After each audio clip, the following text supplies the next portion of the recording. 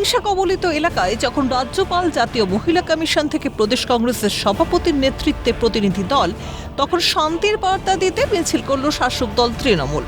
রাজ্যসভার সাংসদ সামিরুল ইসলামের নেতৃত্বে ধুলিয়ান বাজারে বের করা হয় শান্তি মিছিল। মিছিলে উপস্থিত ছিলেন জঙ্গিপুরের সাংসদ খলিলুর রহমান, শামসিরগঞ্জের বিধায়ক আমিরুল ইসলাম, ফারাক্কার বিধায়ক মনিরুল ইসলাম, সাগরদিঘির বিধায়ক বাইরন বিশ্বাস সহ তৃণমূলের নেতা কর্মীরা।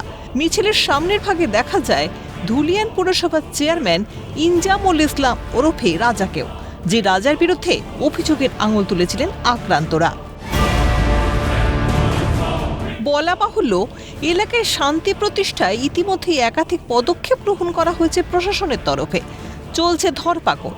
আক্রান্তদের সব রকম সহযোগিতার আশ্বাস দিয়েছেন খোদ মুখ্যমন্ত্রী। এবার তাই মুখ্যমন্ত্রীর উপর ভরসা রেখেই শুরু ঘরে ফেরার পালা।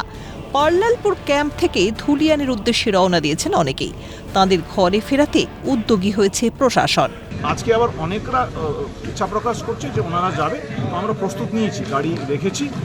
যারা যারা যাবে, আমাদের যা রিলিফ যা আমরা রেডি করেছি, ডিএম কিট থেকে তারপুলির দিকে বিডিও সাহেব সমস্তই রিলিফ যেটা জেলা থেকে আমরা পেয়েছি রেডি রেখেছি, ওনাদের হাতে দিচ্ছি, ওনাদেরকে পাঠাচ্ছি। আর ওনারা খুশি খুশি করে যাচ্ছে, এটা সবচেয়ে ভালো জিনিস।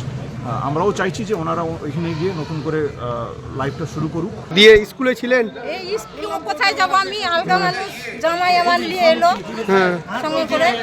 দিয়ে পাল্লালপুর স্কুলে ছিলেন? হ্যাঁ, স্কুলে ছিলাম। দিয়ে আজকে চলে যাচ্ছেন? আজকে চলে যাচ্ছি। প্রশাসন, পুলিশ প্রশাসন নিয়ে যাচ্ছে আপনাদের?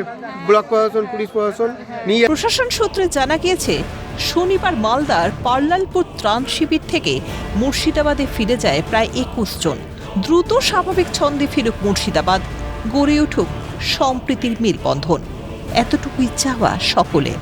ক্যামেরায় জনি মণ্ডলের সঙ্গে মফিজুল ইসলাম ও সমুখ লাহিরের রিপোর্ট, ক্যালকাটা নিউজ।